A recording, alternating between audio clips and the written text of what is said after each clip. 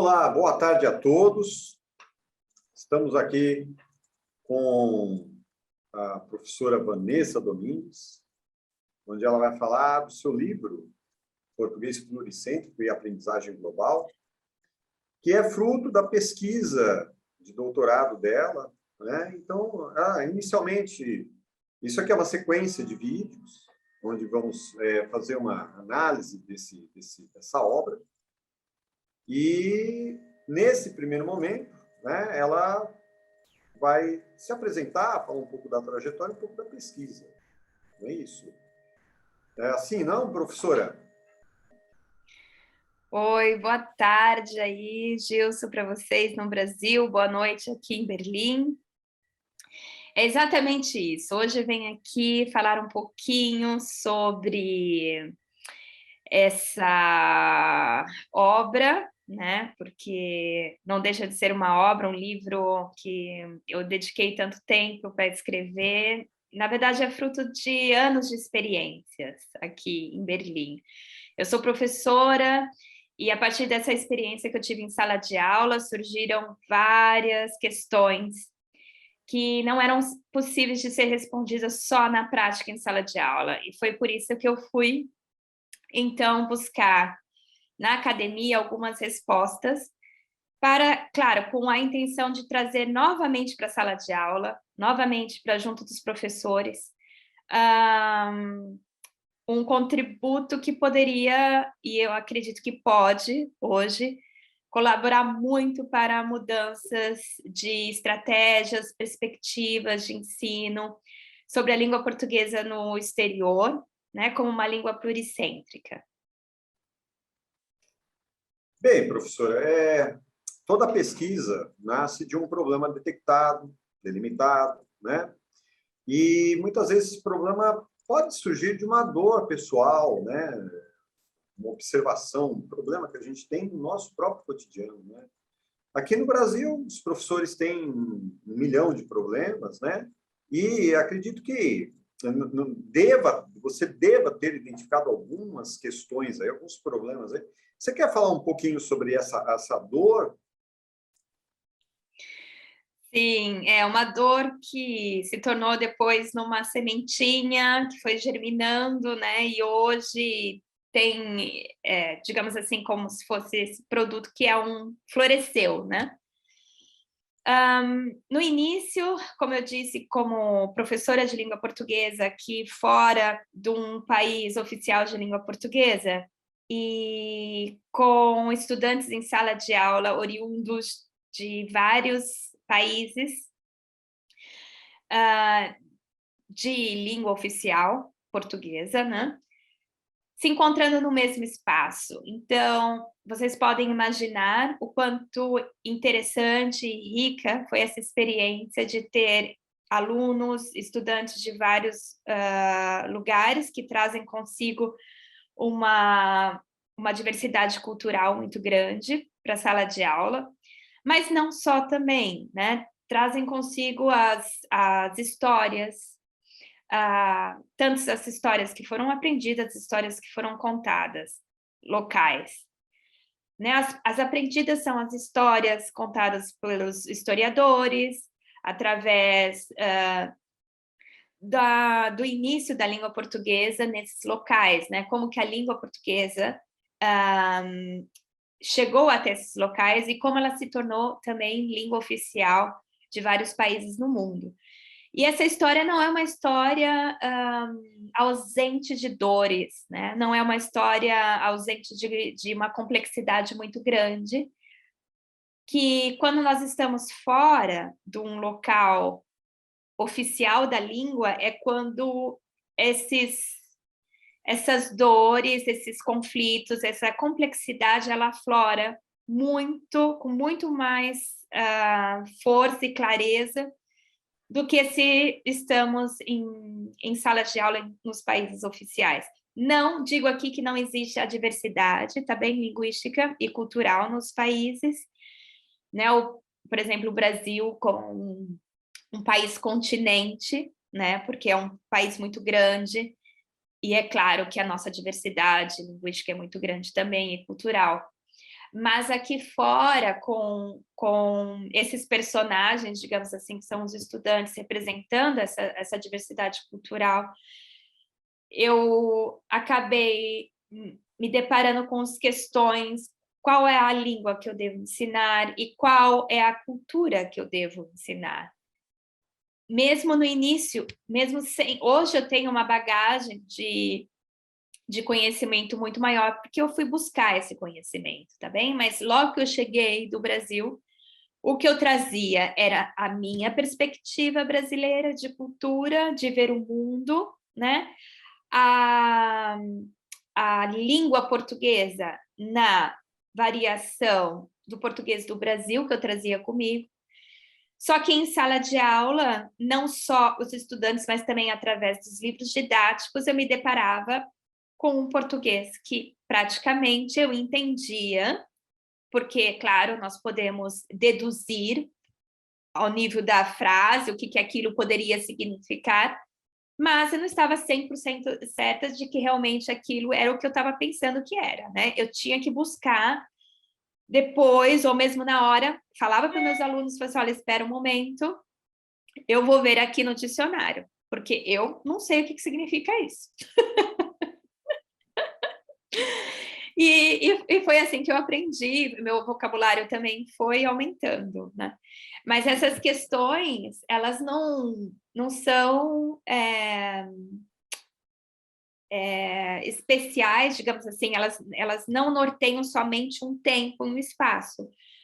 Hoje, em sala de aula, os problemas, ou esses contextos, né, os problemas desse contexto, que é um contexto histórico, ele é atemporal, ele aconteceu há 20 anos atrás, quando eu estava em sala de aula, e acontece hoje também. Então, a questão que eu fui buscar é como que a gente trabalha isso? Né? Existe um programa de uma instituição, tá? As instituições, elas têm um programa normalmente, as instituições que estão representando essa língua no exterior, elas escolhem uma das variações. E escolhendo uma das variações, praticamente elas também acabam optando também por um livro didático de uma fonte de um país, que é representação de uma cultura e de uma forma também de ver a vida, né? Porque pessoas que nascem em Portugal, crescem em Portugal, têm uma vida completamente diferente de pessoas que nascem em Moçambique, em Angola, no Brasil. Então é isso, o meu livro é um pouquinho dessa questão que é bem interessante, mas não deixa de ser complexa. Então, isso é do jeito que você traz, né? Quer dizer, a questão, ela supera a dimensão da língua, né? Ela atinge as questões culturais, né? Penso eu, por exemplo, o meu interesse no teu trabalho se dá dentro desse âmbito, né? Eu sou formado em artes, interessado em culturas, né? E eu acredito que essa tua obra não fica restrita apenas aos professores e estudiosos de língua portuguesa, né? Parece que tem aí um caráter também de discutir a decolonização, não é isso, professora? Gilson, esse caminho ele foi um pouco longo. Na verdade, quando eu escrevi o meu mestrado, né, eu deixei, digamos assim, a sala de aula e fui procurar. O meu primeiro passo foi retornar aos estudos, e ao fazer o meu mestrado, eu fiz o meu mestrado aqui na Universidade Livre de Berlim, que se chama Freie Universität, e eu fiz o mestrado em Educação Intercultural. E foi nesse caminho que eu me encontrei praticamente, porque quando eu saí da sala de aula, eu também estava com essas dúvidas, né? Eu vou buscar essas respostas aonde? Na linguística? Né? Na sociolinguística? Na verdade, a primeira ideia que me passou realmente foi buscar esse caminho. Depois eu vi essa proposta de mestrado, Educação Intercultural, interessante, porque trabalhava também com questões de migração, decolonização, entendeu? Como ensino de língua como segunda língua, né, de língua estrangeira. Então eu pensei, é interessante porque eu acho que ali nessas questões que elas se entrelaçam, eu acho que eu posso encontrar uma resposta. E foi realmente nesse curso que eu me deparei com os estudos culturais. Foi a primeira vez, por exemplo, que eu me deparei com a obra de Homi Bhabha, né, O Local da Cultura, e The Location of Culture. E no início, realmente, ele, ao mesmo tempo que ele me... como que eu posso dizer? Ele me criou um estranhamento, Sim. né? Porque eram terminologias, uma maneira de pensar que para mim era muito nova. Da outra forma, ele me acolheu, porque eu pensei, eu não estou sozinha. Porque quando você está em sala de aula e você começa a questionar isso e comparte com seus colegas de trabalho, muitos, ou eles ainda não estão nesse ponto, entendeu? Nesse ponto de indagação, eles estão ainda naquele ponto de que querem dar a melhor aula possível, né? Então, estão na preparação de aula, estão lá todos os dias, se esforçando para fazer o melhor, né? Naquela questão também, tipo, o que ensinar. E então, é claro que às vezes eu me sentia um pouco perdida em sala de aula nesse sentido, ali no contexto prático.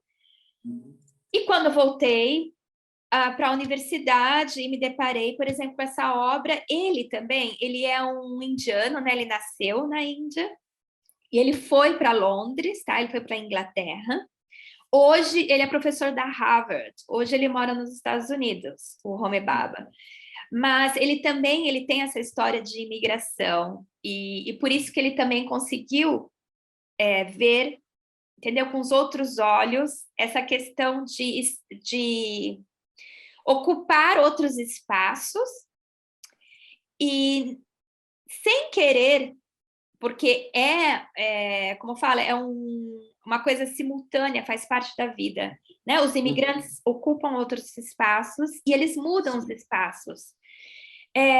E nessa mudança de espaço, então ele, na verdade, foi buscar respostas nessas mudanças, dessa ocupação de espaço e a mudança de espaço que acontece simultaneamente. E é isso. Então, querendo ou não, eu realmente fiz essa análise, né? Tipo, realmente tem muito a ver, porque nós, de língua portuguesa, ocupamos esse espaço. Agora, só falo do espaço sala de aula, né? Vamos diminuir só o espaço sala de aula. Ocupamos esse espaço e, de alguma forma, sabe, se dá naturalmente, por essa ocupação, a necessidade de uma mudança. Quer dizer, sabe, é como um motor vivo ali. Porque esse encontro de várias culturas, de várias pessoas falando essas variações diferentes da língua, é complexo, mas é vivo. Ela se dá em sala de aula. Tipo, ninguém pode calar ninguém, né? Ninguém pode retirar a carga cultural de ninguém. Tá todo mundo lá. Então, por isso que eu falei, nossa, agora eu acho que encontrei alguém que me entende. E foi na obra de Homi Bhabha. Perfeito. E eu queria, já que você está falando dele, né?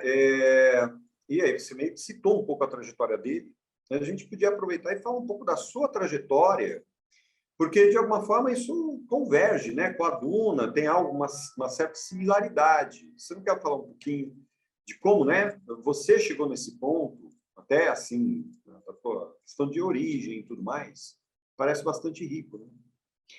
Sim, por exemplo, eu tenho aqui também, né, o livro, está aqui na minha mão, aqui, a obra desse longo trabalho, né, esse longo caminho que eu tive. E eu vou ler aqui, eu me dei como fala? Me dei a honra, ou, na verdade, eu fui... Algumas pessoas falaram que eu fui até um pouco arrogante, porque eu me dei a honra de escrever um poema na primeira página. E eu dediquei praticamente esse poema, né? E está escrito assim: A todos os imigrantes que, na escassez de espaço na bagagem, carregaram em si considerável conhecimento linguístico e cultural na iminência de não ser esquecido. Então, é mais ou menos isso, né? Eu me vi nesse papel de imigrante porque eu sou uma imigrante, né? Então, o que é imigrar? É você realmente sair do seu país, de alguma forma, escolher um outro local para viver e, nesse local, começar a construir uma nova vida. Então, realmente, essa fase de sair de um país, ir para outro, já tem esse fato da interculturalidade muito grande, né? Todas as pessoas que já moraram fora por muito tempo, entendem mais ou menos essa questão, o que é o fato de você ter que se autoconhecer novamente, entendeu? Você praticamente se dá uma chance de se autoconhecer, porque você vai ter que rever todos os seus conceitos que você traz, que muitos conceitos, claro, tem a ver da nossa sociedade, mas também da nossa educação familiar, da nossa cultura. A gente traz tudo isso com a gente. Quando chega em outro espaço, tudo isso ele é colocado a questão, se realmente isso importa tanto para essa nova sociedade, né? Quem você é, do jeito que você é, a sua língua, a sua cultura que você traz. Na verdade, a primeira coisa que você sente é que você deve esquecer tudo, que você traz o que você é e começar tudo de novo, né? Tipo, aprender uma nova língua, tentar entender a outra cultura, para que você seja... para que você faça parte. Para que você faça parte da nova sociedade.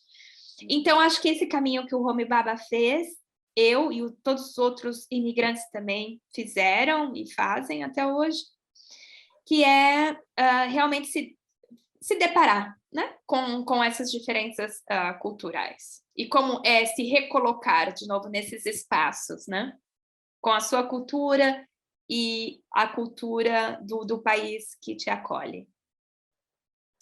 Bom, perfeito. Gente, eu acho que nós já demos uma boa introdução aqui, e os próximos episódios vão estar tratando, inicialmente, desse binômio, né, do global e plural, que a professora traz logo no título do trabalho. Eu acredito que temos, né, muitas explicações aí sobre a coisa do centro, né, o pluricentrismo e o global, e eu acho que podemos ficar por aqui, né, professora? Convido a vocês para que nos assistam nos próximos episódios, para a gente poder abrir um pouquinho mais essa caixa, e vamos aqui nos despedir com um beijão aí para todo mundo. Dá mais um beijo, professora. Obrigada, Gilson. Um beijo para você também. Até a próxima. Tchau, pessoal. Tchau.